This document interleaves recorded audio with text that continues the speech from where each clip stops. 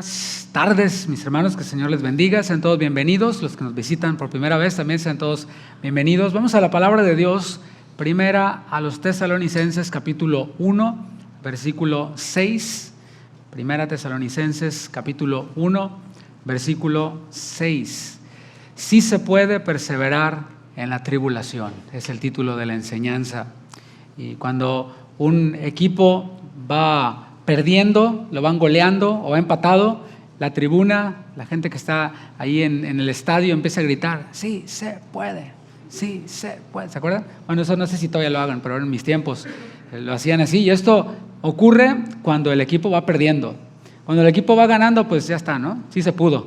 Pero cuando va perdiendo es cuando se grita. Y hoy vamos a ver que sí se puede perseverar en la tribulación, pero no como un grito de ánimo, sino para que veamos un ejemplo, y veremos un ejemplo en la Biblia de que sí es posible perseverar en la tribulación. Primera Tesalonicenses 1, versículo 6, dice la palabra de Dios: y vosotros vinisteis a ser imitadores de nosotros y del Señor, recibiendo la palabra en medio de gran tribulación, con gozo del Espíritu Santo.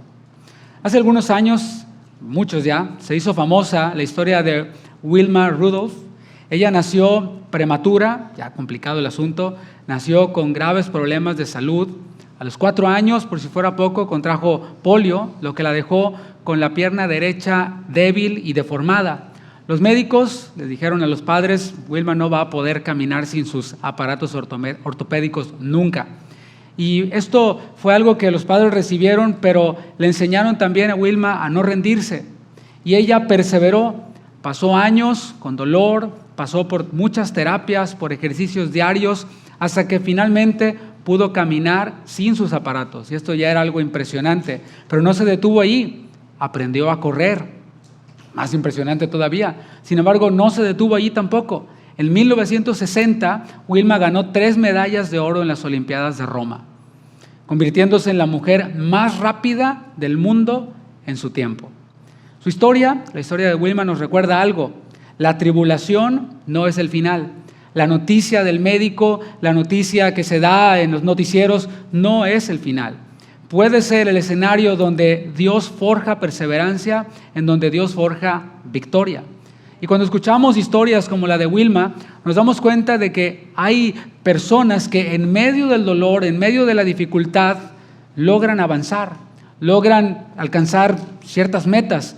Y esto nos inspira a hacernos una pregunta que tiene que ver con lo que nos interesa a nosotros, porque yo no estoy hablando de un tema de superación personal y de lógrate ya, sino lo que nos interesa a nosotros tiene que ver con lo espiritual. Y la pregunta sería: ¿será posible también esto en la vida espiritual? Bueno, la iglesia en Tesalónica nos da la respuesta. Pablo les recuerda, en el versículo que leímos, de que ellos recibieron la palabra en medio de gran tribulación, con gozo del Espíritu Santo. Para ellos no fue fácil, habían amenazas, había oposición, había sufrimiento. Sin embargo, esa iglesia, una iglesia por cierto muy muy joven, descubrió algo que a veces nosotros, los que tenemos ya incluso más años en el Evangelio, olvidamos. Y es que la tribulación no detiene la obra de Dios. ¿Cuántos dicen amén? Como que se quedó pensándolo. Pero la tribulación, las tempestades, los vientos no detienen la obra de Dios. Piensen los discípulos cuando iban en aquella barca y Jesús estaba durmiendo, ellos estaban en medio de esa gran tormenta que movía y sacudía la barca, pero esa tormenta no detuvo la obra de Dios. Más bien, el creador de todas las cosas y nuestro Salvador habló a la tormenta, le dijo que se calmara y la tormenta se calmó. Así que la tribulación no detiene la obra de Dios. Por tanto, viene a ser para nosotros el terreno en donde su poder se manifiesta más claramente. Si no hubiera habido tormenta, no hubiera habido un milagro de Jesús hablando sobre la tormenta. Es necesaria la tormenta para que el poder de Dios se manifieste claramente. No olvidemos un principio en el que hemos estado reflexionando recientemente, y es que la tribulación no es una excepción, es parte de la vida. Ahí en el versículo que leímos al principio, dice de los tesalonicenses que vinieron a imitar o a seguir el ejemplo del Señor Jesucristo. Dice de nosotros y del Señor Jesucristo. Y el Señor Jesucristo padeció él mismo, pero también les dijo a sus discípulos: en el mundo tendréis aflicción. Por el simple hecho de estar en el mundo, tú y yo ya estamos expuestos y somos objeto de la aflicción. Le da cáncer al ateo, le da cáncer al cristiano, le da cáncer al musulmán, le da cáncer al católico romano, y al cristiano que anda ahí sancochadón también. O sea, esto nos llega a todos por estar en este mundo caído, en este mundo en donde hay enfermedad, en donde hay muerte, en donde hay injusticia social, etc. Y Jesús dijo, en el mundo tendréis aflicción. Y tiene que ver también esta aflicción con la aflicción que viene por seguir a Cristo, con esas cosas a las que tú y yo, los discípulos de Cristo, renunciamos, no porque nos las pongan como regla en la iglesia. Es que en esta iglesia no te dejan tomar, no te dejan bailar, no te dejan echarte un cigarrito, ni un churrito ahí de mota de la que separó a los Beatles. No, esa iglesia no se trata de prohibiciones, estoy hablando de cosas a las que nosotros, por convicción en la palabra, nosotros mismos renunciamos. Y esas cosas muchas veces nos generan tribulación y aflicción. Jesús dijo, bueno, en el mundo tendréis aflicción, pero, digan pero, la buena noticia que dio Jesús es, confíen, yo he vencido al mundo, yo he vencido a la enfermedad. ¿Cuántos dicen amén? Porque el Señor nos ha prometido un cuerpo en donde ya no se va a enfermar, donde no tendrá lugar la enfermedad. Él venció a la muerte, por eso dice el Señor, yo he vencido al mundo. ¿Le tienes miedo a la enfermedad? Pues ¿qué crees? Yo he vencido y yo te voy a sanar por la eternidad. Te puedo sanar aquí, pero definitivamente si has creído en mí, te voy a sanar por la eternidad. Así que yo he vencido al mundo. Él ha vencido todo y fue lo que les dijo a sus discípulos y nos lo recuerda a nosotros. No se trata de si vamos a pasar o no por la tribulación, es lo que estoy diciendo y lo que dijo Jesús. La verdadera pregunta es cómo estamos reaccionando en medio de la tribulación. Si yo entendí esas palabras, confíen, yo he vencido al mundo. Así como los discípulos escucharon las palabras, pasaremos al otro lado. Se subieron a la barca, llegó la tormenta, ¿y cómo reaccionaron en medio de la tribulación? A pesar de que el Señor ya había dicho, vamos a pasar al otro lado. Ellos por un momento olvidaron y dijeron, aquí nos vamos a ahogar con todo y Jesús, imagínate. Pero a veces así de necios son nuestros pensamientos cuando no los tenemos afirmados en la palabra. En la tribulación hay algunos que tropiezan, así como los discípulos en ese momento.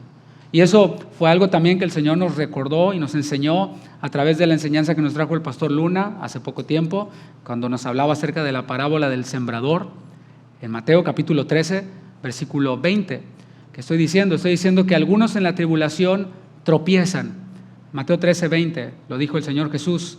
Y el que fue sembrado en pedregales, este es el que oye la palabra. ¿Cuántos están oyendo la palabra ahorita? Sí, los que tienen oídos están oyendo. Pero luego dice, y al momento la recibe con gozo. Ahí ya hay otro filtro. Algunos la reciben con gozo, otros pues así como que nomás la oyen, pero se están durmiendo, ¿no? Están en sueño santo.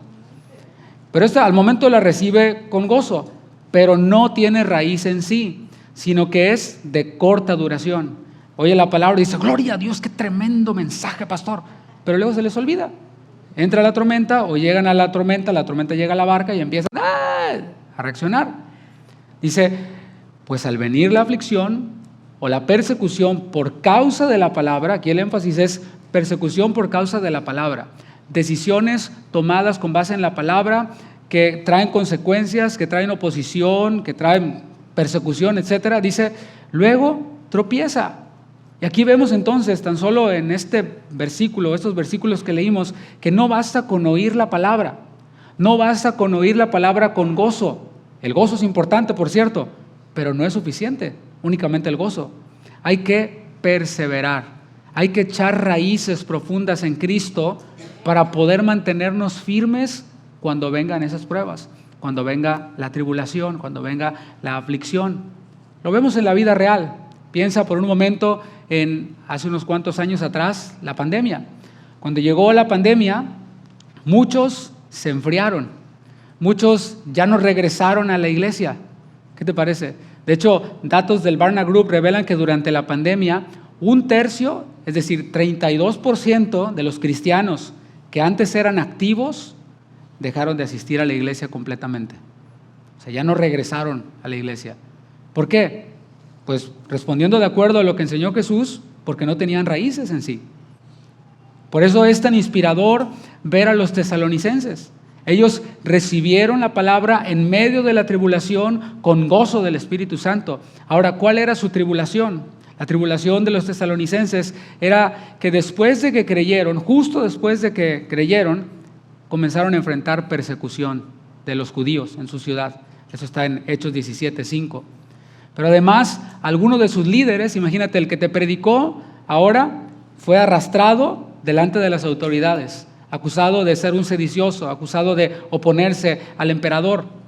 Además, sus familias sufrieron la presión social y por tanto la presión económica por ser creyentes. Por haber creído en Cristo les cerraban una puerta aquí, otra puerta allá, otra puerta por otro lado. O sea, no es que no había trabajo, como a veces ocurre, no es que ahorita no hay chamba, pero aquí es que no les daban trabajo por haber creído en Cristo. Eso es lo que enfrentaron tan pronto se convirtieron. ¿Qué te parece? Nada que ver con el mensaje que se promete el día de hoy, ¿no? Cree en Cristo y todos tus problemas se van a acabar. Ah, sí, claro, échame la varita mágica ya. Aquí estamos viendo la realidad de la que Jesús habló, de que crees en Cristo e inmediatamente viene la presión social, económica, tribulación, etc. Pablo les dice más adelante que lo que ellos padecían era lo mismo que las iglesias de Judea también estaban sufriendo. Y esto confirma que la tribulación por causa de Cristo es una realidad para nosotros, pero también para otros. No estamos solos, hay otros también que están padeciendo por causa de Cristo. Pero a la vez, y es con lo que quiero que nos quedemos, nos recuerda que sí se puede perseverar en la tribulación. Si pudo Pablo, si pudieron los discípulos, si pudieron los tesalonicenses, una iglesia nueva, sí se puede. Veamos entonces las áreas en las que los tesalonicenses se aplicaron. O sea, es como si alguien logra algo, le preguntas, oye, ¿qué hiciste? ¿No? Ves a alguien que se ve saludable, bajó de peso saludablemente, le dices, oye, ¿qué hiciste? Pasa la receta, ¿no? Bueno, vamos a preguntarles a los tesalonicenses qué hicieron para perseverar, cómo se aplicaron para no dejarse mover en medio de la tribulación. Y a la vez, esto que ellos hicieron los volvió más fuertes para la tribulación que vendría después. Ellos, como dije, no eran una iglesia con décadas de experiencia. No eran una iglesia pues, que ya tuviera muchos años, etcétera. Ellos, de hecho, estuvieron con Pablo unas pocas semanas nada más. Pablo estuvo con ellos ahí un poco tiempo nada más. Así que humanamente se esperaría que fueran frágiles en la fe. Es lo que humanamente pensamos. Alguien se acaba de convertir y está frágil en su fe y pues cualquier cosa lo puede hacer tropezar. Eso es como lo natural. Eso es lo que vuelve extraordinarios a los tesalonicenses, que ellos tenían determinación y tenían este deseo de perseverar, aunque eran recién convertidos. Al igual que Wilma Rudolph, ella decidió luchar contra todas las limitaciones físicas, no se rindió. Igual los tesalonicenses decidieron aferrarse a Cristo en medio de la oposición. Veamos la primera área en la que ellos perseveraron a pesar de la tribulación. Y la primera área es recibir la palabra como de parte de Dios. Primera Tesalonicenses 2, versículo 13. Leámoslo ahí, Primera Tesalonicenses 2, versículo 13. ¿Qué hicieron los tesalonicenses para perseverar? Recibieron la palabra como de parte de Dios. Dice el versículo 13 de Primera Tesalonicenses 2. Por lo cual también nosotros, sin cesar, damos gracias a Dios de que cuando recibisteis la palabra de Dios que oísteis de nosotros, la recibisteis no como palabra de hombres, sino según es en verdad la palabra de Dios, la cual actúa en vosotros los creyentes. ¿Qué es lo que está diciendo? Está diciendo, bueno, nosotros les hablamos la palabra, pero ustedes no tomaron en cuenta, en un sentido, al mensajero, sino que tomaron en cuenta lo que se estaba hablando como si fuera palabra de Dios. Hay algunos que dicen, yo solo obedecería si Dios mismo viene y me lo dice. Bueno, pues eso es una excusa muy barata, porque Dios, quien es soberano y todopoderoso, bien pudiera bajar y decírtelo, pero a Él le place en su soberanía utilizar a hombres para que nos hablen la palabra de Dios. Y si alguien nos habla la palabra de Dios y la palabra nos exhorta y nos llama a hacer cambios en nuestra vida, ¿qué hay que hacer? Pues obedecer. Si me hablas con la palabra, lo obedezco. Esto aplica en el matrimonio. El varón es la cabeza del hogar. Amén. Estaban cabeceando, las cabezas estaban cabeceando. Bueno, el varón es la cabeza del hogar, ¿cierto? Eso dice la palabra. O sea, tiene que haber una cabeza, no pueden haber dos. Entonces, a Dios le plació que fuera el varón el que dirige, la cabeza, el que provee. Pero eso no quiere decir que si la esposa, la ayuda idónea, le habla con la palabra, el varón pues no tenga que obedecer. Si la esposa habla con la palabra algo al varón, el varón debe decir, pues no está hablando mi esposa, está hablando la palabra, así que me someto. Y ahí es en donde se hace vivo este pasaje de Efesios, en donde dice, sométanse unos a otros en el temor del Señor. Decía entonces que ellos oyeron la palabra de parte de hombres, pero la recibieron como si viniera de parte de Dios. Vivimos en un tiempo en donde la gente estamos expuestos a un flujo constante de información. Hay mucha información. Todos los días en redes sociales aparecen videos de todo tipo. Tips de vida, recetas de cocina, recetas de cómo maquillarte o tips para maquillarte, recetas de salud, hasta reels y mensajes cristianos. Esto puede producir que el creyente perciba la predicación como si fuera algo más.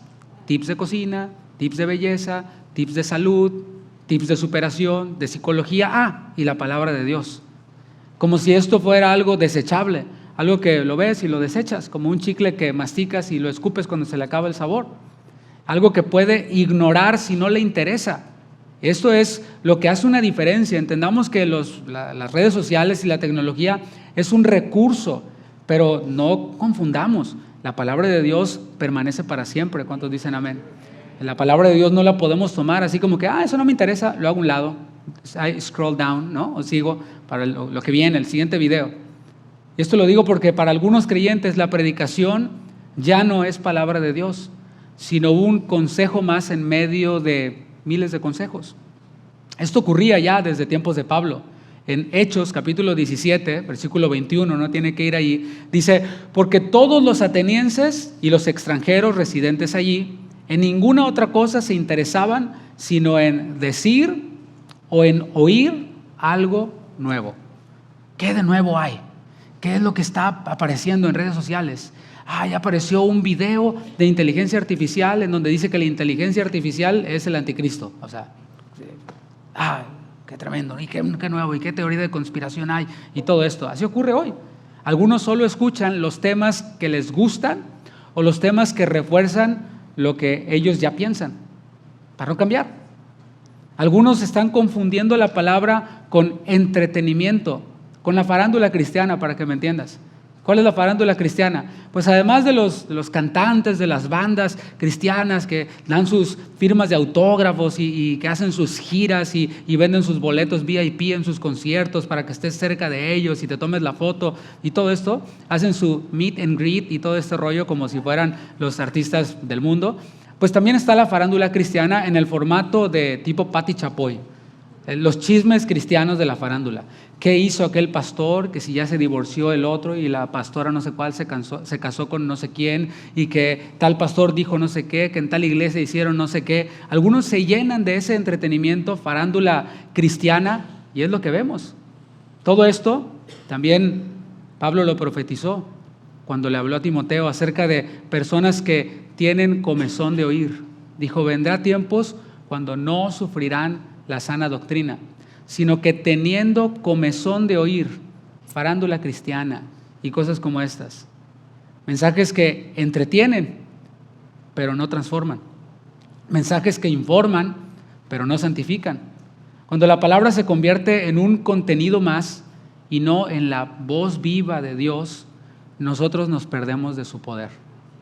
Fíjate la frase, no estoy diciendo que la palabra pierde poder, porque la palabra de Dios, dice ella misma, que es viva y eficaz, y más cortante que toda espada de dos filos.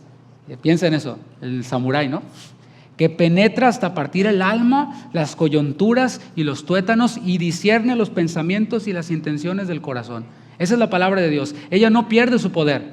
Más bien somos nosotros los que nos perdemos de su poder cuando no dejamos que ella penetre, cuando la vemos como un contenido más, cuando no la vemos como alimento para nuestra vida, sino que la vemos como un snack espiritual, el cual no sostiene en la tribulación. Entendamos esa diferencia. Hay alimentos. ¿De qué estoy hablando? Estoy hablando de tu proteína, puede ser carne, pescado, pollo, a la parrilla, así, con tus verduras, con tu ensalada, con tu fruta, con tu agua natural. Eso es alimento. Y no estoy hablando de snacks, como los Takis, por ejemplo. ¿Qué es eso del Takis? Es quién sabe qué químico con colorantes y con puro cáncer ahí, ¿no? Ese es el snack. Eso no alimenta. Infla, engorda, pero no alimenta. Y aquel que se alimenta únicamente de snacks, de Doritos, de Chetos, de Takis, de Coca y de todo esto, cuando viene un virus, son los primeros que caen. Lamentablemente es así. Muchos durante la pandemia fallecieron, muchos, no estoy diciendo que todos, fallecieron porque no tenían las defensas suficientes, no estaban bien nutridos para tolerar ese virus que los llevó finalmente a la muerte. Y así, aquel que percibe la palabra como un snack espiritual, como una botanita deliciosa, sabrosa por un momento, así no será sostenido en la tribulación. En cambio, aquel que ve la palabra como lo que es alimento y vida para nosotros, puede resistir en la tribulación.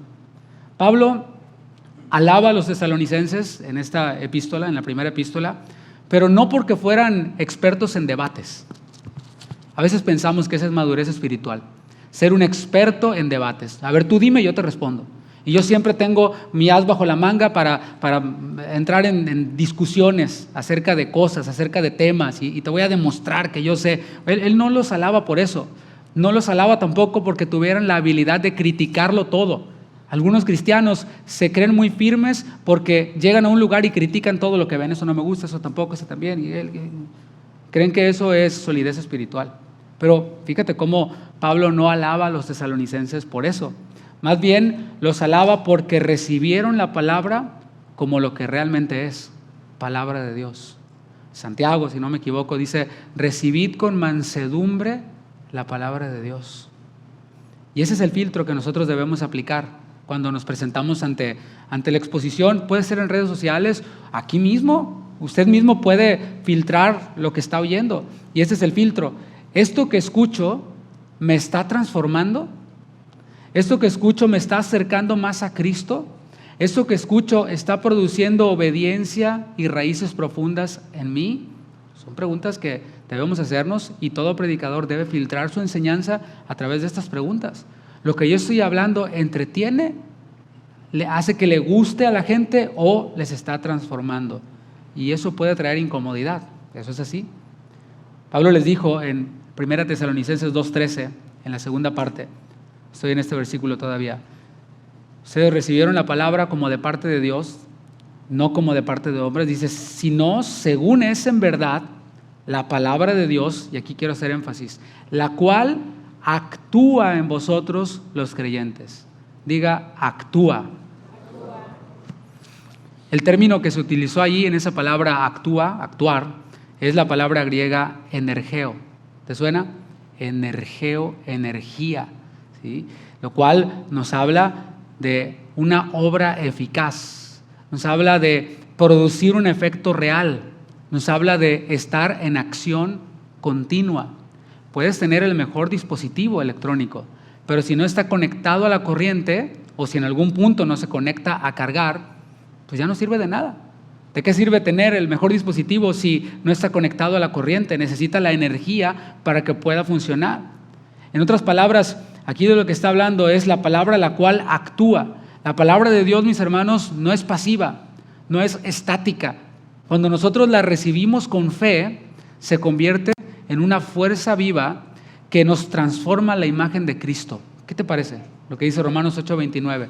La palabra en nosotros, cuando se recibe con fe, somos transformados a la imagen de Cristo.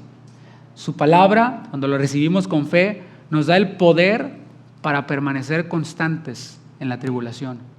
Su palabra, cuando la recibimos con fe, nos mantiene sobrios cuando otros están desanimados. Recuerda, los discípulos en la tormenta: ¡ay, sálvanos que perecemos! Perdieron toda la imagen. Se les fue. ¡Ay, Señor, Señor! ¿Te imaginas a Pedro? No sé, yo me imagino a Pedro con una barbota de ese tamaño, así bien vikinga, y con una greñota, una melena así, pues era judío, ¿no? Y un hombre fornido que sacaba los peces, y no sacaba charalitos ahí, no, sacaba peces grandes y se ceñía y todo musculoso. ¿Te imaginas a Pedro? ¡Señor, sálvanos que perecemos! ¡Ay! Perdió toda la pose, ¿no? Y la palabra de Dios, cuando nosotros la recibimos con fe, nos mantiene sobrios. Está la tribulación y no andamos ahí corriendo, estamos sobrios, firmes. cuando otros están desanimados. Así que el verdadero filtro entonces no es si el mensaje proviene de alguien popular. Hay pastores que mire cuántos seguidores tiene este youtuber de la farándula cristiana. El filtro no es si el mensaje suena bonito o viene de alguien que ha vendido muchos libros, que tiene muchos seguidores, que es millonario, qué sé yo, sino se trata de si proviene de la palabra de Dios y si está produciendo fruto en nosotros, si puede producir fruto en nosotros. Así que no basta con oír la palabra, hay que oírla con fe. Ahí es en donde está la diferencia. Veíamos en la parábola del sembrador, que alguien oye la palabra, la oye con gozo, pero le falta la fe. Y cuando yo hablo de fe, estoy hablando de un elemento muy importante. Pero veamos Hebreos capítulo 4, versículo 2. Hebreos 4, versículo 2. Dice, porque también a nosotros se nos ha anunciado la buena nueva como a ellos, pero no les aprovechó el oír la palabra. O sea, la oyeron, quizás lo oyeron con gozo, pero dice, por no ir acompañada de fe en los que la oyeron. Escuchar con fe significa, así de simple, obedecer. Eso es el elemento que es tan importante aquí. No solo oír con gozo, sino escuchar con fe, lo cual es obedecer, obediencia. Porque la fe verdadera no es simplemente asentir y decir, no, yo estoy de acuerdo. Yo estoy de acuerdo con todo lo que dice el pastor. Está bien, no, sí, estoy de acuerdo. Sino se trata de responder de forma activa a lo que Dios nos está diciendo a través de su palabra. La fe es decir, Señor, yo confío en que tu palabra es verdad. Yo confío en que tú dijiste que estarías con nosotros todos los días hasta el fin del mundo. Yo confío en que tú dijiste, confíen, yo he vencido al mundo. Yo confío en que tú dijiste que ni la vida, ni la muerte, ni ángeles, ni principados, ni potestades, ni ninguna otra cosa creada nos podrán separar del amor de Dios que es en ti, Señor. Yo confío en que tú dijiste, pasaremos al otro lado aunque venga la tormenta. Eso es fe. Y la fe es obediencia que transforma. ¿Por qué? Porque cada respuesta afirmativa que nosotros damos a lo que Dios nos dice es como, o son como esas raíces que se van formando abajo de la tierra. Las raíces no se ven, ¿verdad? Bueno, algunas sí salen y levantan el concreto y esto, pero por lo general están abajo y no se ve qué tan profundas son las raíces del árbol que vemos afuera. Bueno, esas raíces son nuestra obediencia a Dios, la que vamos dando paso a paso, paso a paso. Es como ladrillos que se van colocando sobre el otro, si lo quieres mostrar ahora externamente. Son esos ladrillos que van uno arriba del otro. Cada respuesta que damos es un ladrillo que vamos construyendo y que vamos nosotros edificando. Nuestra vida espiritual se va fortaleciendo así, con cada decisión, con cada ladrillo. Y ese cúmulo de respuestas que nosotros le damos a Dios, esa trayectoria de obediencia, es la que nos prepara para estar firmes cuando llegan las tribulaciones. Te lo pongo de otra manera. Es como si vas con el mejor médico del mundo. Este médico sabe exactamente lo que tienes. Eso es un buen médico, ¿no? Hay médicos que te dicen, oiga, me duele el ojo, sí, vaya con el especialista de las rodillas. Y luego el de las rodillas te manda con el de la pierna, y el de la pierna te manda con el de la cintura. Y así te traen como ping pong, ¿no? No sabe nadie lo que tienes o se hacen como que no sabes. Bueno, imagínate que tienes al mejor doctor que sí sabe exactamente lo que tienes. De hecho, tiene en sus manos el medicamento preciso que tú necesitas para tu enfermedad, un medicamento poderoso, 100% eficiente.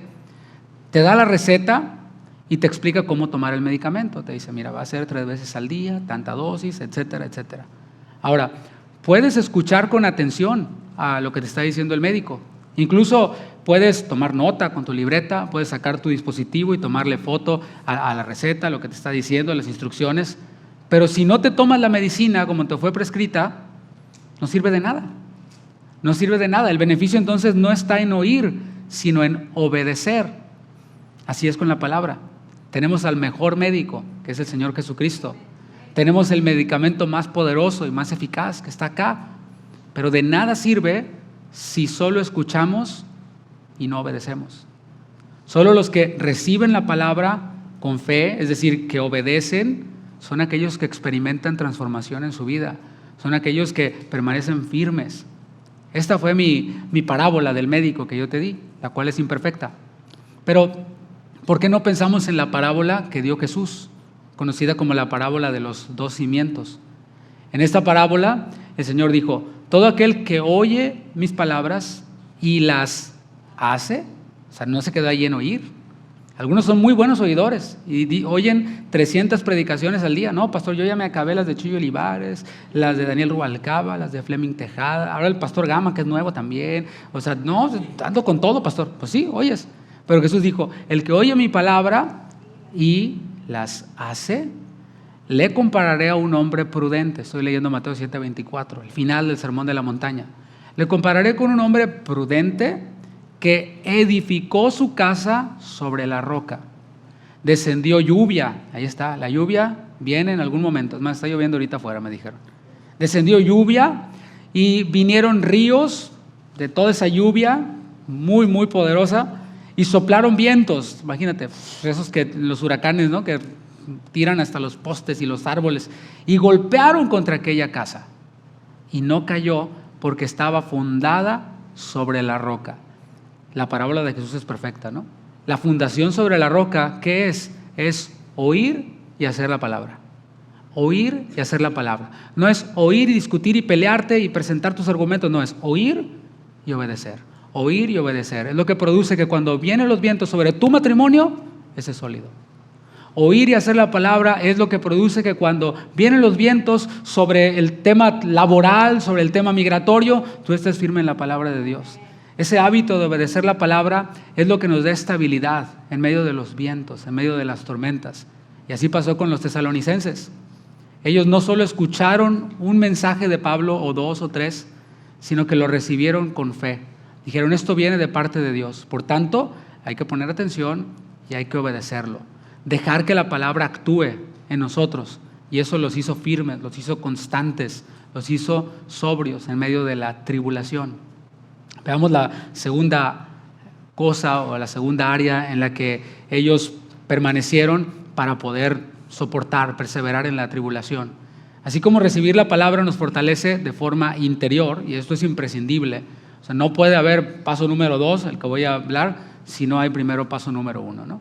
El paso número 1 es recibir la palabra con gozo, y la palabra nos va a recordar este paso 2. Y es que ellos no solo la recibieron en el interior, sino que también estuvieron junto con otros creyentes. No lo hicieron solos. Nadie puede perseverar en soledad. Piénsalo. Jesús, en sus momentos más oscuros, en Getsemaní, ¿no llamó a sus discípulos para que oraran con él? Los discípulos se durmieron y después se los reprendió y les dijo: ¿no pudieron velar ni una hora conmigo? Pero él no estuvo solo, estuvo cerca de ellos. Por tanto, nos recuerda eso, que nadie persevera en soledad. Él nos diseñó para caminar en comunidad. Y esa es la segunda área en la que nuestros hermanos de Tesalónica nos muestran cómo se puede perseverar. Primera Tesalonicenses 4, versículo 9. De nuevo, si no hay palabra de Dios, esto no se puede sostener. Si yo no tomo en cuenta la palabra de Dios, yo voy a decir aquí: no, es que eso no es para mí, pastor. Es que eso de estar en comunidad a mí no me gusta. Eso no, yo soy de un temperamento así como más solitario. Yo soy un Lone Ranger, ¿sí? Así yo, bueno, pues se nota que la palabra no está. A lo mejor la has oído con gozo, pero no le estás obedeciendo. Cuando Pablo les escribe a los tesalonicenses, resalta algo muy importante. 4, versículo 9. Y es su amor fraternal. Dice: pero acerca del amor fraternal, para que haya amor fraternal, pues tienes que estar rodeado de otros. No puedes estar solo y haber amor fraternal. No existe eso. Dice: no tenéis necesidad de que os escriba, porque vosotros mismos habéis aprendido de Dios que os améis unos a otros. No hay soledad ahí. Y también lo hacéis así con todos los hermanos que están por toda Macedonia.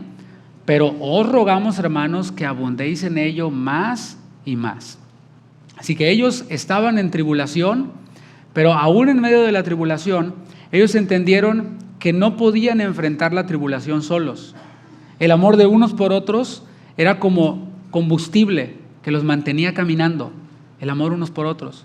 Y es que cuando alguien atraviesa dolor, cuando alguien atraviesa persecución o incertidumbre incluso, hay una tentación que está allí latente. ¿Y sabes cuál es? Aislarte. Es que le estoy pasando mal, me voy a aislar, me voy a apartar. Pero el plan de Dios, mis hermanos, de acuerdo a su palabra, es exactamente lo contrario. En vez de aislarme cuando estoy en tribulación, el plan de Dios es que busque apoyo, que busque consolación y que busque también sostenerme y sostener a otros. La ciencia, mis hermanos, cuando la empezamos a analizar un poco, nos damos cuenta de que sus grandes descubrimientos coinciden con la palabra de Dios. Por ejemplo, estudios de la Oxford University Clinical Research Unit demuestran que sentirse parte de una comunidad sólida, reduce significativamente los niveles de ansiedad y depresión y fortalece la resiliencia emocional. ¿Qué te parece? Los de Oxford ya descubrieron esto, lo cual ya estaba ahí. ¿Hace cuántos miles de años escribió la epístola a los tesalonicenses? Es más, fue la primera epístola, primer libro, por llamarle así, del Nuevo Testamento que empezó a circular, antes que los evangelios, ¿eh? Ahí te dejo, como dicen en mi rancho, échate ese trompo a la uña. O sea, ya el Señor ya tenía esto, que ahora los de Oxford están descubriendo. Para que salgas de la depresión, únete a una comunidad sólida. Pues ya lo estaba diciendo el Señor ahí en su palabra, pero bueno, si necesitas que te lo diga el de Oxford, ahí está. Pero si te quedas con la palabra, también ahí está. Hablando de el amor fraternal, algo de lo que el Señor mismo habló. ¿Qué es amor fraternal? Bueno, amor fraternal no solo se trata de sentir algo bonito, de que, ay, pastor, es que yo cuando me junto con los hermanos siento bonito o no siento bonito. No se trata de eso. No se trata de pasarla bien. Es que la pasamos a todo dar con los hermanos. O no me la paso tan a todo dar con los hermanos. Se trata de un amor que se demuestra en hechos. Un amor que se vuelve visible en tiempos de necesidad, en tiempos de tribulación. Y Pablo, lo leímos, lo reconoció ahí en 1 Tesalonicenses 4, versículo 10. Pero no solo lo reconoció, dijo, ustedes tienen amor fraternal y no es necesario que les enseñe acerca de este punto porque lo han entendido bien, lo han abrazado, lo están practicando, pero les dice, abunden aún más en ello. ¿Qué nos está enseñando el Señor ahí?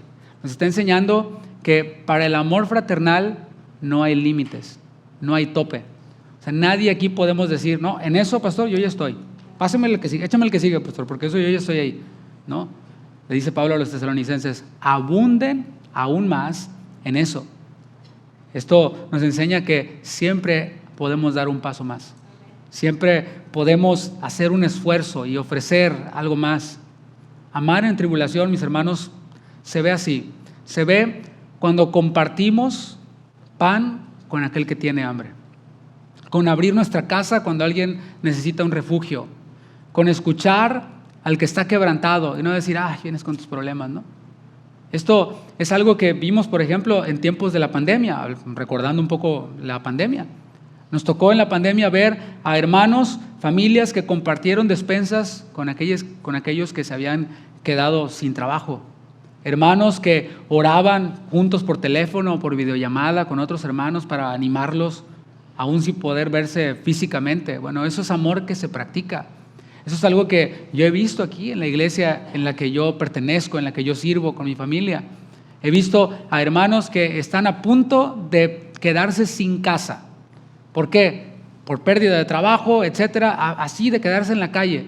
Y lo que generalmente nosotros podemos llegar a pensar es, pues que la iglesia le ayude, pensando que la iglesia ayudando a otro es igual a que vaya a la oficina de administración y que le den un cheque de ese tamaño para que cubra todos sus gastos.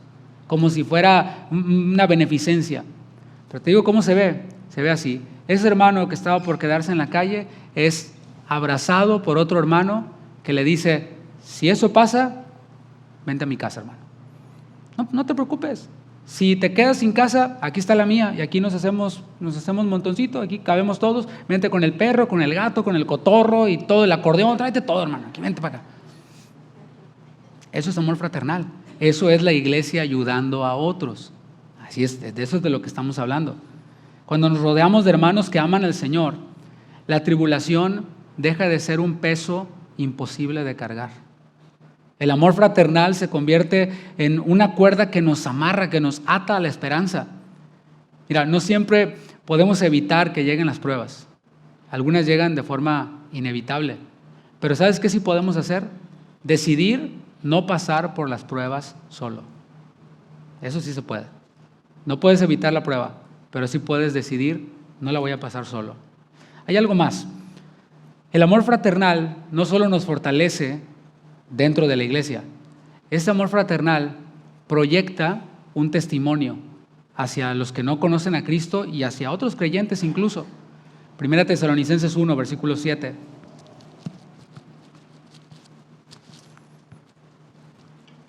Dice, de tal manera que habéis sido ejemplo a todos los de Macedonia y de Acaya que han creído. Ahí está, cómo su amor fraternal, su fe, el haber oído la palabra como si viniera de parte de Dios y su obediencia, impactó a los que habían creído en Macedonia y en Acaya.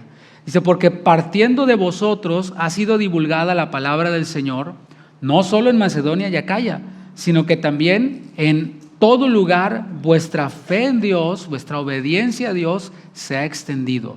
De modo que no tenemos necesidad de hablar nada. Qué maravilloso esto, ¿eh? Pablo y su equipo misionero llegaban a un lugar y decían, les venimos a hablar de Cristo. Y ellos les decían, el de los de Tesalónica, sí, ya lo conocemos. No solo lo oímos, lo vimos en ellos. Vimos cómo se aman.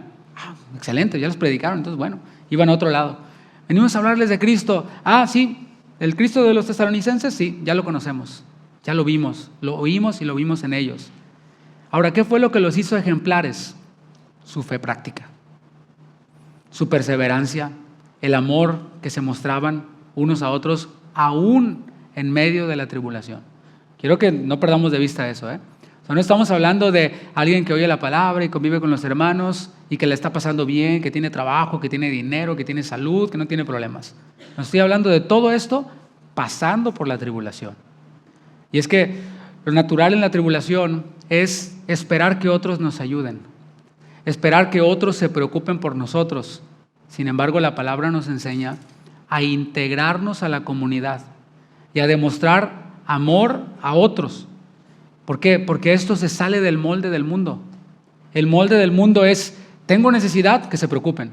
O sea, eso es lo que el mundo hace. El mundo exige. Pero Jesús dijo, más bienaventurado es dar que recibir. El viernes éramos enseñados acerca de la regla de oro. Y quisiera que el mensaje no se entendiera como que tú le vas a exigir al otro que camine la milla extra. No es así. Si lo entendiste así, lo entendiste al revés. Es más bien yo, ¿cómo puedo caminar la milla extra? ¿Sí me explico? Y de eso estamos hablando.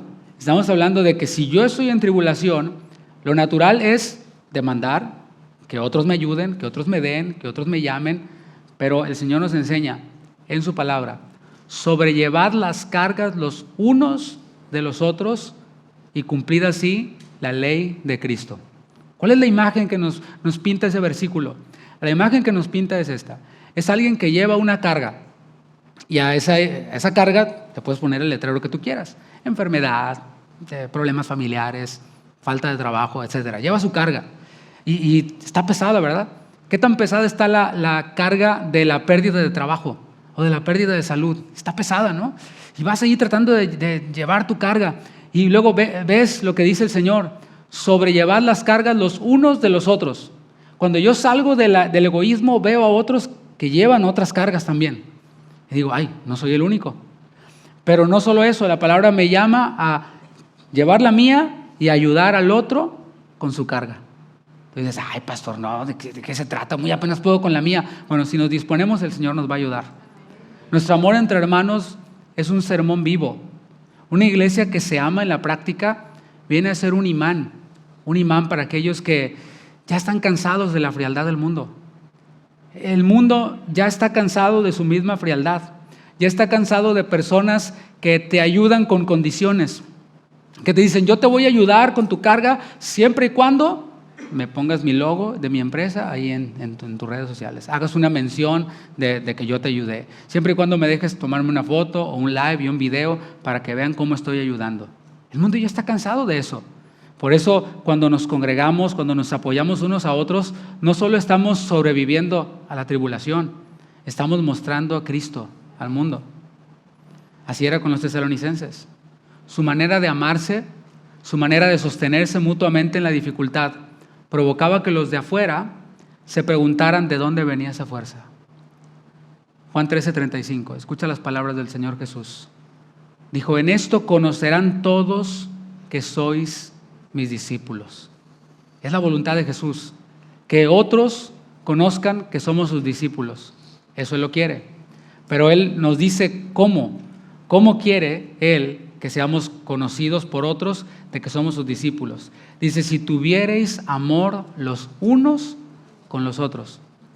Por eso te fijas que no hay lugar para el individualismo, porque en el individualismo no solo soy incapaz de llevar mi propia carga, sino que además en el individualismo no puedo dar testimonio de la eficiencia y del poder de la palabra al mundo. Dice, si tuvierais amor los unos con los otros. Ahora pasemos a la tercera área en la que los tesalonicenses perseveraron en medio de la tribulación. Primera Tesalonicenses 1, versículo 9. Veamos la tercera área de 18. No es cierto. Son 3 nada más. Primera Tesalonicenses 1, 9. Porque ellos mismos cuentan de nosotros la manera en que nos recibisteis y cómo os convertisteis de los ídolos a Dios para servir al Dios vivo y verdadero. Aquí está hablando de servicio, ¿sí lo ven? Ahí en la palabra. Se convirtieron de los ídolos para servir al Dios vivo y verdadero. Un servicio a los ídolos, una dedicación a los ídolos. Ídolo es todo aquello que ocupa el lugar de Dios. Y todo hombre que está sobre esta tierra tiene algún ídolo al que sirve, si no ha conocido a Dios. Pero en ellos recibieron la palabra y se vio este cambio, se convirtieron de los ídolos y comenzaron a servir al Dios vivo y verdadero. Pero recuerda, aún en la tribulación recibían la palabra, aún en la tribulación había comunión, tenían comunión con otros y aún en la tribulación servían al Señor. Muchos piensan que cuando la vida se complica, lo mejor es tomarse un break, hacer una pausa en su servicio a Dios. Sin embargo, la iglesia en Tesalónica es un recordatorio de todo lo contrario. ¿Sí me explico? Viene el momento difícil y dice, le estoy pasando mal, etcétera. ¿Sabes qué? Voy a dejar de servir. Y mis hermanos, es sabio que cuando nos presentamos ante una dificultad, por ejemplo, económica, calculemos el costo. Jesús dijo, el que quiere edificar una torre, primero se sienta y calcula. Y esto aplica también cuando estamos en una crisis económica, por ejemplo, sentémonos y calculemos. Y entonces vamos a ver nuestros gastos, nuestra hoja de gastos o nuestro presupuesto, y vamos a decir, a ver, ¿cuánto estoy gastando en Netflix? ¿Cuánto cuesta la suscripción mensual de Netflix? No sé, $16, $18. Ok. Pero también tengo Hulu, también tengo Prime, también tengo Disney Plus, también tengo HBO Max, también tengo... Y le vas sumando y ya tienes $250 al mes en solamente la televisión. Y dices, bueno, si estoy recortado en mis ingresos, pues esto se tiene que hacer a un lado. Y luego te vas, ¿no? Mis saliditas a comer, ¿no? Pues todos los días desayuno McDonald's, como en Burger King, ceno en Chick-fil-A, aquí todos los días, y cuando le sumo ya digo, no, pues sí me estoy gastando como $500 al mes en comidas fuera. Bueno, pues ni modo, un pollito rostizado si no eres bueno para la cocina, pero a comer en casa. Y así te vas sacrificando cosas para llegar a un objetivo. Calcular, eso está bien, está perfecto. Pero algunos, cuando llega la tribulación, se sientan a tomar decisiones. Lo primero que sacrifican es el servicio a Dios, como si fueran Netflix, o como si fueran esas compras que hace uno en Amazon o en Shein, en Temu, y ya ordené mi case de teléfono con la Hello Kitty, ¿no? Ya lo necesitaba, pero no necesitamos eso. Pero algunos sacrifican el servicio a Dios así, como si fuera algo como eso. Pero los tesalonicenses decidieron que servir al Señor no era opcional, ni siquiera en tiempos de oposición. Pensemos en eso, mis hermanos. Tú y yo, los hijos de Dios, somos ilustrados en la misma palabra de Dios, no como alguien que está de vacaciones en una playa del Caribe, en la hamaca, así, con un coquito, tus lentes, y escuchando a Janet Arroyo. Así, padre. O sea, Dios no nos ilustra en la Biblia de esa manera. El Señor nos ilustra diciendo que somos como soldados. Así es como somos, que somos como atletas. Te fijas, no tiene nada que ver con la comodidad. Ahora yo te pongo una ilustración más para nosotros. No es bíblica, pero es con el fin de ilustrar. El cristiano más bien es como un bombero. ¿Qué te parece? Es un bombero el cual está ahí en la estación de bomberos y le llaman y le dicen, hay un fuego en la calle tal y tal. El bombero no dice, ay, no, pero eso es muy peligroso, ¿no? Mucho fuego, mucho humo y no, ahorita no, es que no, es muy peligroso. Además, ahorita no le estoy pasando bien. Es que bueno, ahí cuando haya un fueguito así leve, entonces voy. Ahí con una pistolita de agua, ahí apago el fuego. No, ¿qué es lo que hace el bombero? El bombero corre hacia las llamas. ¿Por qué? Porque saben que su deber es salvar vidas, aunque su misma vida se ha puesto en riesgo. ¿Sí se fijan? El que sirve a Dios, el cristiano y el que sirve a Dios es el bombero, es el atleta, es el soldado, que cuando viene la tribulación no dice, ay, pues no, vamos. Y si es necesario gastarme a mí mismo, me gastaré por causa del Señor, aunque no me lo agradezcan.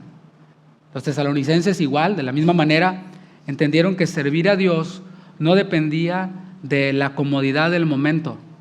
Hay iglesias en donde es lo que te predican, ¿no? No, conviértete y todo va a estar bien y todo este tipo de cosas. No, pero ellos entendieron que servir a Dios no dependía de la comodidad del momento. La tribulación, mis hermanos, tenía que ver con una motivación para ellos, un motivo para replegarse. La tribulación les demostraba que había una urgencia en la misión de Cristo. El servicio a Dios, mis hermanos, nos mantiene enfocados. Nos mantiene enfocados porque cuando servimos, dejamos de centrarnos en nosotros mismos. Espero que no tengamos esa idea de que servir es que me vean a mí, sino servir es dejar de enfocarnos en nosotros mismos para atender la necesidad de otros. Dejamos de estar centrados en nuestro dolor y descubrimos que aún en medio de la tribulación podemos ser instrumentos de bendición a otros. Aprendíamos que la palabra de Dios actúa en nosotros, ¿se acuerdan? Decía que actuar es energía, energeo, y esta palabra actuando en nosotros nos impulsa a actuar, nos impulsa a obrar, a servir. A la vez, el servicio y el trabajo para el Señor es una arma poderosa contra la desesperanza. Cuando servimos al Señor, nuestra mirada se levanta. De estar así viendo el piso, capa caída, nuestra mirada se levanta de nuestras propias cargas y se comienza a enfocar en lo eterno, en lo eterno. No es un voluntariado, no es, levanté un papelito, no es, lo que hacemos tiene un impacto eterno. Así lo creo yo, porque así lo dice su palabra. Eso es lo que Pablo les recuerda a los tesalonicenses cuando les dice, ustedes se convirtieron de los ídolos a Dios para servir al Dios vivo y verdadero. Su ciclo fue este, se convirtieron y empezaron a padecer, a sufrir, pero aún así sirvieron al Señor. No se quedaron en la fe como una idea abstracta, uy, sí, la fe, aleluya, sino que esta fe los llevó a la acción. El servicio nos da propósito, porque nos recuerda que no estamos en esta tierra únicamente flotando, solo sobreviviendo, sino estamos aquí para glorificar a Cristo en todo lo que hacemos. Nos da enfoque el servicio a Dios, porque en vez de desgastarnos preguntándonos en medio de la tribulación, ¿por qué? ¿Por qué me está pasando esto? Nos comenzamos a preguntar, ¿cómo puedo honrar a Dios en medio de esto? ¿Sí lo vamos captando? Te lo recuerdo con la palabra. Pablo, estando encarcelado, tribulación, no dejó de servir a Dios. Y escribía cartas. Y decía, yo estoy preso, pero la palabra de Dios no está presa. De eso estoy hablando. Y lo podemos ver en ejemplos bíblicos, en muchas personas. Cuando alguien está sirviendo en medio de la tribulación, encuentra unas fuerzas que no sabía que tenía. ¿Te ha pasado eso? Te pongo un ejemplo ahorita. Hace ratito mi cuñada estaba muy congestionada. Fue a la oficina y yo le dije, oye, ¿estás segura que puedes dirigir? Y me dice, no, pero el Señor me va a dar la gracia, o algo así me dijo. O sea, no aceptó quédate ahí, descansa, ¿no? Y aquí está, y el Señor le dio la gracia. Encontró unas fuerzas que no sabía que tenía. Eso es el primer ejemplo de muchos que yo pudiera darte, de cómo uno mismo se para aquí y dices, uy, pensé que no le iba a armar, pero recibí unas fuerzas que no sabía que yo tenía. De eso es de lo que te estoy hablando, y en muchos escenarios diferentes. Pablo les dijo a los corintios al final de su primera epístola, en el capítulo 15, versículo 58, les dijo: hermanos míos amados, estad firmes, constantes y creciendo en la obra del Señor siempre. O sea, no dijo, van a crecer en la obra, pero por un tiempo y luego ya no, y luego sí, y luego no. No, dice siempre. Es que cuando llega la tribulación, una de las tentaciones más comunes, decía, es aislarte, pero otra es tirar la toalla. Es decir, ya no tengo fuerzas, pastor, ya no tengo tiempo, mejor me tomo un break, me tomo un tiempo. Pero lo que empieza como una pausa temporal puede convertirse en una espiral descendente, algo así como un tobogán, que vas hacia abajo. Pero ese tobogán, esa espiral descendente, en vez de llevarte a una fresca alberca o piscina, te lleva a la frialdad espiritual. Suele suceder así. Primero viene la tribulación, te tomas un break, dejas de servir, luego dejas de escuchar las enseñanzas, dices, no, pues es que estoy muy triste, ¿no? Ahorita no me entra nada, pastor. Dejas de conectarte al discipulado, ya no escuchas las enseñanzas del discipulado porque como ya no sirves, ya no estás sirviendo, ya no tienes que entregar, piensas como que era un deber que tenías que hacer solo porque estabas sirviendo. Más tarde, pues ya ni te conectas, dices, pues no, ni escuché nada, me voy a conectar, ni voy a entender nada, no. Hasta que poco a poco empiezas a faltar a la iglesia. Dices, ya no me necesitan ahí, así que pues ya no voy, no pasa nada, nadie se va a dar cuenta. Y cuando alguien llega a ese punto, queda vulnerable a la tentación. Porque cuando llega la tentación a su vida, no hay con qué resistirla. ¿Con qué resistió Jesús la tentación? Escrito está, escrito está, escrito está. Con el poder del Espíritu y con la palabra. Pero cuando llega alguien a ese punto, se vuelve vulnerable también a la confusión doctrinal. Y resulta que, como estaba aislado y dice, yo en la tribulación nadie me buscó, nadie me llamó, nadie vino, pero sí vino el testigo de Jehová y me tocó la puerta y me habló acerca de esa revelación que tienen, de los 144,000, y caen en la confusión doctrinal. Otros se vuelven vulnerables a la apostasía. Y en esto que estoy hablando es una realidad en donde yo también me incluyo. Si yo también me dejara golpear por la tribulación y dejara de congregarme y dejara de servir y todo esto, pues también vengo a ser vulnerable entre eso.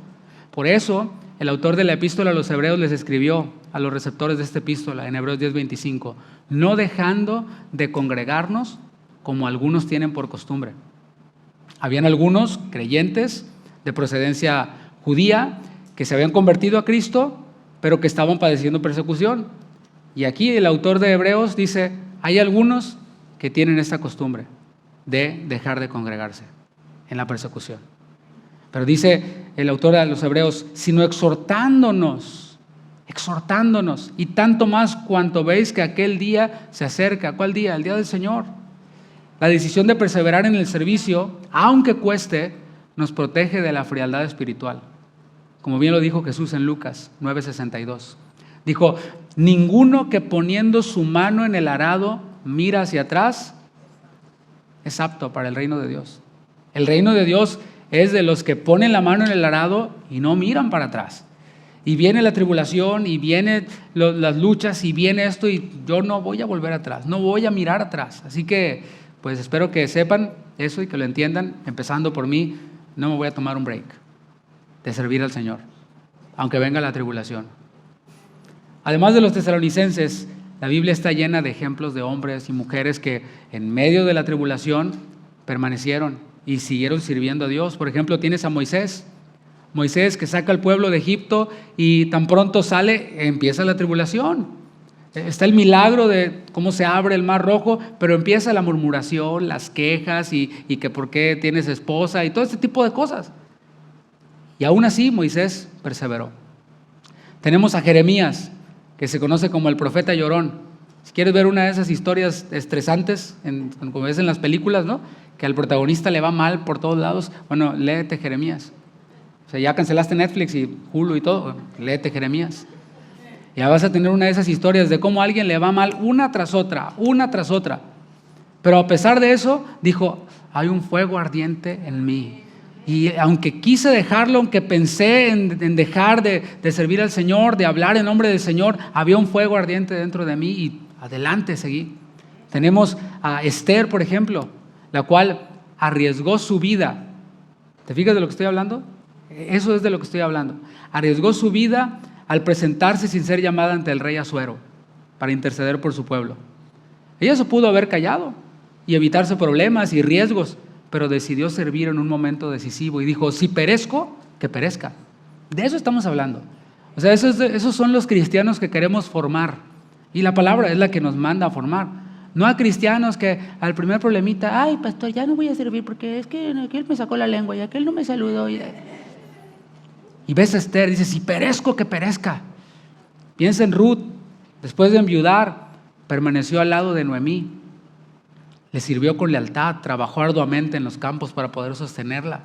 En medio de la pérdida, de la viudez, de la incertidumbre económica, su servicio fue un acto de amor que el Señor recompensó grandemente.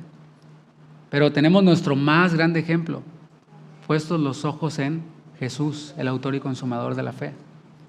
Aún en su hora más oscura, allá en Getsemaní, en camino a la cruz, siguió sirviendo. Sabía que iba a morir, sabía cómo iba a morir. Y aún así, lo vemos lavando los pies de sus discípulos. No dijo, oigan, me van a matar, voy a dar mi vida, por lo menos sírvanme un poquito. Pedro, ponte las pilas, brother. Y tú, Juan, que andas ahí, hay mucho amor, pues ponte aquí a chambear, brother. No. Cuando todos estaban haciendo como que la Virgen les hablaba porque no había quien lavara los pies de los discípulos, el Señor Jesús toma la cubeta sin decir nada. Sin decir, ¿por qué tengo que ser el único aquí que hace las cosas? No, toma la cubeta, se ciñe y comienza a lavar los pies. Y sale Pedrito, ¿no? No, a mí no, Señor, a mí nunca me vas a lavar. O sea, el que tampoco se ofreció, empieza con su show ahí, ¿no? No, a mí tampoco. Pedro, si no te lavo, no vas a tener parte en mi reino. Ah, bueno, no, entonces sí, lávame completo. Bueno. Y el Señor sirviendo ahí. Lo vemos justo antes de su crucifixión, orando por sus discípulos, en Juan 17, santifícalos en tu verdad, tu palabra es verdad. ¿Te fijas? No desistió. Lo vemos aún arriba de la cruz diciendo, Padre, perdónalos porque no saben lo que hacen, sirviendo nuestro Señor. Si repasamos todos estos ejemplos que di y te metes uno por uno, pues ya tienes mucho tiempo para estar ocupado en la palabra, ¿no? Pero a lo mejor pensarías, esto es para héroes de la fe. Perseverar en el servicio bajo la aflicción es cosa de héroes de la fe. Pero recuerda, Pablo nos está diciendo que no solamente los grandes personajes de la Biblia, como Jeremías, Esther, Moisés, sino aún esta iglesia joven, esos creyentes recién convertidos, común y corrientes, pasando por tribulación y perseverando, recibiendo la palabra, estando en comunión y no tirando la toalla en el servicio. Así que el llamado en ese punto es clave. No tires la toalla, dile al que está a tu lado, no tires la toalla si estás sirviendo. Y si no estás sirviendo, pues agarra la toalla. Si estás pasando por tribulación, persevera. Sí se puede, dígale, sí se puede. Y es que la tribulación es una oportunidad para que el poder de Dios se perfeccione en nosotros. Yo sé el tiempo que estamos viviendo. A lo mejor usted piensa, ay, pastor, usted está encerrado en su oficina leyendo la Biblia, no sabe cómo está la cosa acá afuera. No, sí sé, pero pues ni modo que me ponga a llorar con todo. Ay, hermano, no sé cómo está la cosa, ¿qué vamos a hacer? Está terrible, ¿se imagina? No. O sea, el Señor nos da palabra para alentarnos, para animarnos y decirnos, sí se puede perseverar en la aflicción. ¿La cosa está difícil afuera? Sí se puede. Mira a los tesalonicenses. Bueno, hoy hemos recibido consejos prácticos, ese fue el propósito, darte herramientas prácticas, así se ve, eso hay que hacer para perseverar en medio de la tribulación. Y es, recibe la palabra como de parte de Dios, mantén tu hábito de estar en comunión con los hermanos, aún en medio de la aflicción, y no tires la toalla en el servicio a Dios. De verdad, esos son los 3 consejos que hemos aprendido el día de hoy, así resumido, para que te lleves el bosquejo en la mente. Recibe la palabra como de parte de Dios, mantén tu hábito de estar en comunión con los hermanos y no tires la toalla en el servicio. Sería lamentable que en el tiempo en el que estamos viviendo, y si se empeora ese tiempo que estamos viviendo, las congregaciones se vaciaran. Yo espero que más bien las congregaciones se llenen y aquellos que estaban apartados que vuelvan sus ojos al Señor y que digan, de Él vendrá mi socorro, de Él vendrá mi fuerza, solo Él me va a sostener. La tribulación es como una tormenta que pone a prueba los cimientos en una casa. Como dijo Jesús, descendieron lluvias, vientos, pero la casa no cayó porque estaba fundada sobre la roca. Así, la tribulación va a revelar si estamos sobre la arena o si estamos sobre la roca. Muchos ven la tribulación como un obstáculo, pero los que confían en el Señor descubren que la tribulación no es un obstáculo en el camino, es como un trampolín que los impulsa a crecer más de lo que nunca imaginaron. Mira lo que dijo Pablo a los romanos en Romanos 5:3. Y no solo esto, sino que también nos gloriamos en las tribulaciones. Nos alegramos y decimos, gloria a Dios por esta tribulación. Yo sé que suena como alguien loco. Señor, gracias por esta tribulación. ¿Por qué? Sabiendo, ahí es en donde está el entendimiento que nos trae la palabra, que la tribulación produce paciencia. ¿Cuántas veces le hemos pedido paciencia al Señor? Señor, dame paciencia. Y el Señor se dice, con mucho gusto, ahí te va la prueba. Ahí te va la tribulación. Sí, Señor, gracias, porque esa tribulación está produciendo en mí paciencia. Dice, y la paciencia prueba, y la prueba esperanza. Esa paciencia produce prueba, es decir, prueba en el sentido de evidencia. Evidencia de que la palabra ha hecho un efecto en mí. Evidencia de que la obediencia a la palabra ha hecho en mí un efecto. Y dice, y la prueba, esperanza. La esperanza de que ya el Señor me libró una vez. ¿De cuántas te ha librado el Señor? ¿De cuántas? ¿De huracanes? ¿Te ha librado de pandemias? ¿Te ha librado de recesiones? ¿De cuántas te ha librado el Señor? ¿De enfermedades? ¿Y qué? ¿Ha cambiado? ¿Creemos que en esta no va a poder? ¿Esta es muy difícil para Él? No, el Señor, mis hermanos, nos va a sacar adelante. Por eso dice, la prueba produce esperanza. Hoy, mis hermanos, el objetivo es animarnos para que no nos comparemos con otros, no digamos que no podemos. Si los tesalonicenses pudieron, siendo tan jóvenes en la fe, tú también puedes. Sí se puede. Sí, la tribulación duele, nadie lo niega. La tribulación desgasta, pero también puede ser el terreno donde Dios nos haga más fuertes. Por eso Pablo decía, de buena gana me gloriaré más bien en mi debilidad, en la tribulación. Somos débiles, ¿no? En donde, ¿para dónde? ¿Y ahora qué hago? Dice, de buena gana me gloriaré. Ahí está lo que dice, nos gloriamos en las tribulaciones. Dice, ¿por qué? Porque cuando soy débil, soy fuerte. Porque el poder de Dios se hace fuerte, se hace grande en la tribulación, en mi debilidad. Así que el llamado es a levantarnos, a sacudirnos el polvo de la duda. A lo mejor estamos muy empolvados ya. Hay ciudades en donde hay mucho polvo, ¿no? Como allá en Reynosa, Tamaulipas. ¿Sí? Polvadera que hay. Bueno, el llamado es sacudirnos el polvo de la duda, el polvo de la desesperanza. Ay, no se va a poder. Sí, se va a poder. Y sigamos adelante. La tribulación no será nuestro final, va a ser nuestro testimonio. Es lo que aprendíamos el domingo pasado. Pasamos por tribulación y el enemigo nos dice, ya hasta aquí llegaste. Pero el Señor nos dice, no es tu final. Esta tribulación va a ser tu testimonio. Por eso preguntaba hace un momento, ¿de cuántas nos ha sacado el Señor? Y yo pudiera hacer como en el Zoom, ¿no? A ver, levanten la manito y aquí varios dirían, ¿no? El Señor me sacó de esta tribulación, el Señor me sanó de esta enfermedad, el Señor proveyó cuando no había. Testimonios, son testimonios. Y este tiempo de tribulación va a ser el testimonio más adelante. ¿Cuántos dicen amén? Invito a que se ponga de pie y quiero terminar orando por cada uno de los que están aquí, particularmente los que están pasando por tribulación o por los que sienten que en la tribulación está cerca. Los que dicen, ahorita todo está bien, pastor, pero se ve negro el cielo y parece que viene la tormenta. Y eso te estaba desesperanzando. Bueno, queremos orar por ti, ¿sabes? No queremos condenar al que está desesperanzado, al contrario, queremos orar por ti, queremos animarte, queremos abrazarte para que experimentes la fortaleza del Señor en medio de la tribulación. Y esto incluye también orar por si alguien está enfermo. Queremos también imponer nuestras manos y orar por tu enfermedad. Así que voy a abrir este lugar, este espacio acá al frente.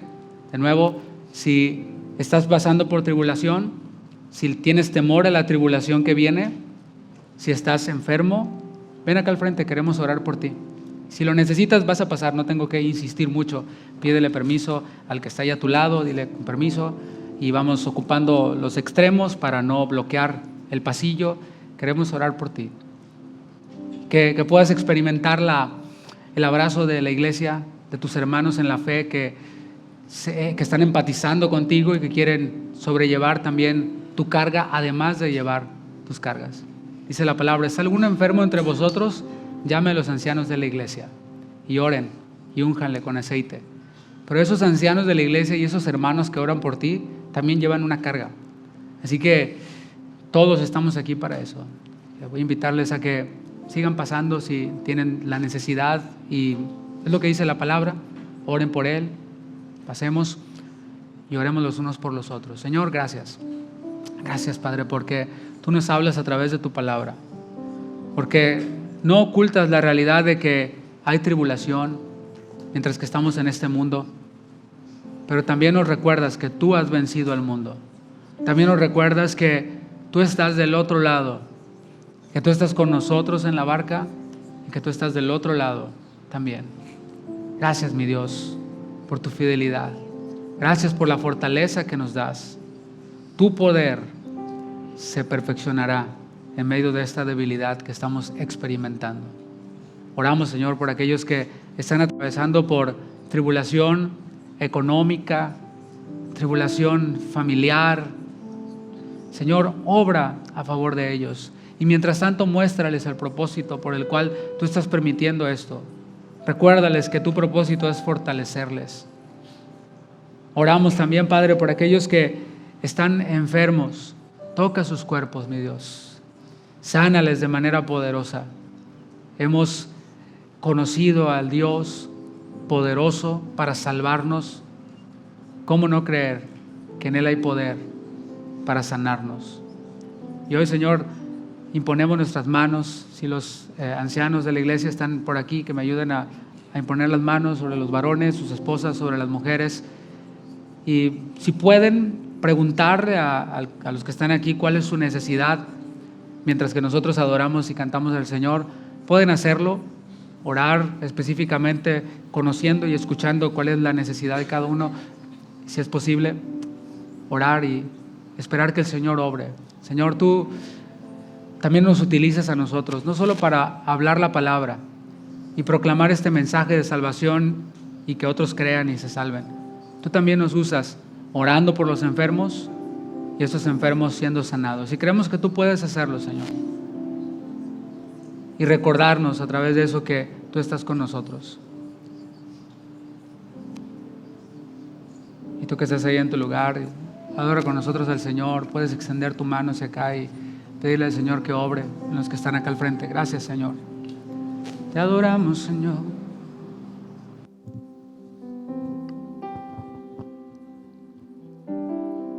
Tú guardas en perfecta paz a todos los que confían en ti, a todos los que concentran en ti sus pensamientos.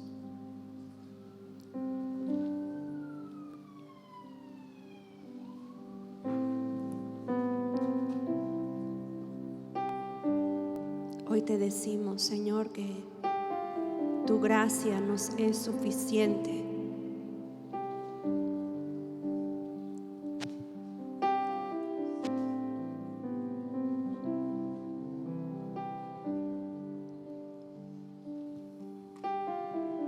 Tú estás obrando en cada corazón.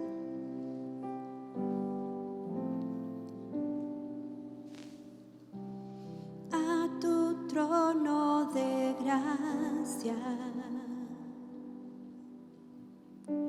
me acercaré con confianza.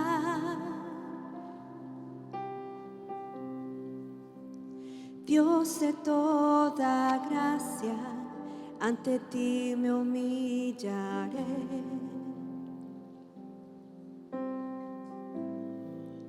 Cuando mis debilidades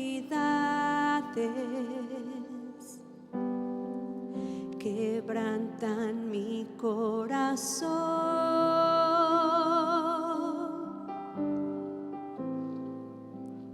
en mi aflicción te escucho decir dulcemente, Señor. Bástate mi gracia, contigo estoy. Si el desaliento toca a mi puerta, tú me afirmas con tus promesas. Yo vivo por fe y no por lo que sienta. Tú me das paz en medio de la tormenta. Tu gracia me basta. Tu poder se perfecciona en mi debilidad. Tu gracia me basta. Cuando yo soy débil, tu poder obrará. Tu gracia me basta, tu amor me sostiene. Mi Dios, tú tienes el control, todo ayuda para bien.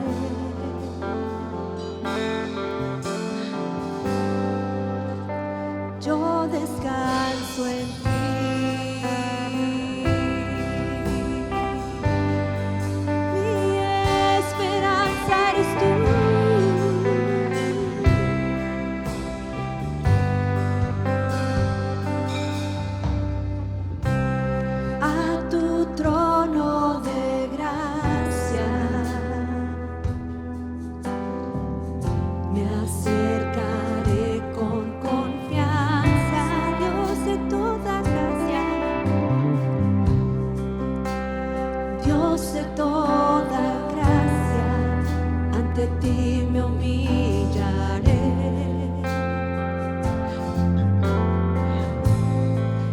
Cuando mis debilidades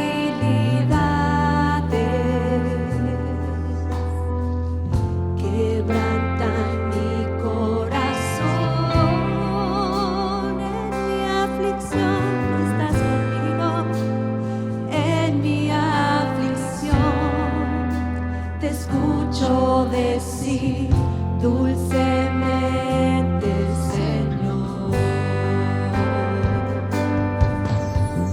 Bástate mi gracia, contigo estoy. Si el desaliento toca a mi puerta, tú me afirmas con tus promesas.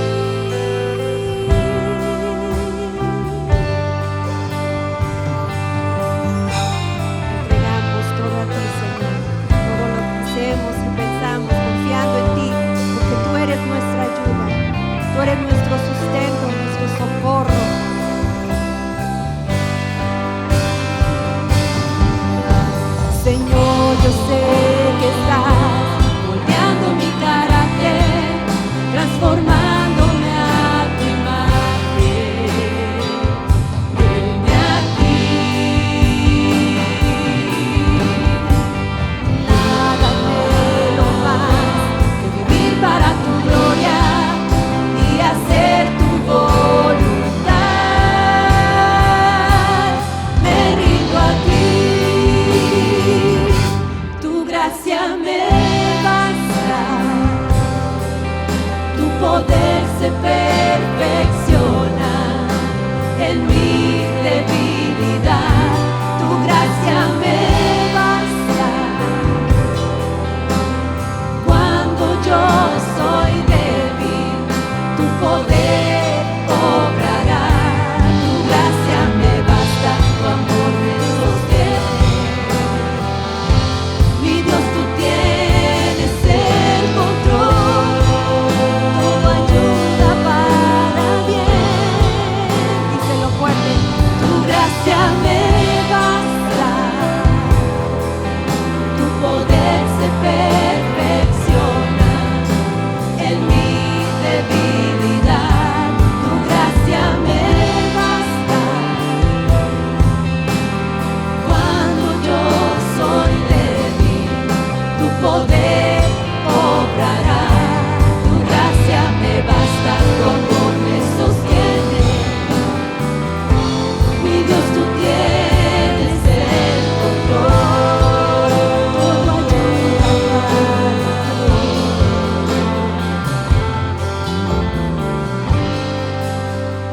Yo descanso en ti.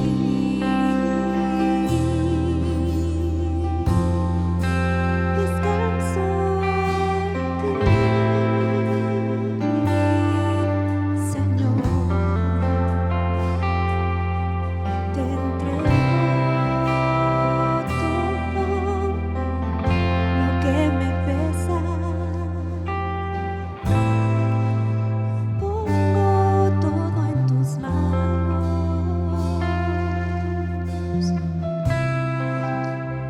Toda mi ansiedad, mis cargas, las dejo aquí, Señor.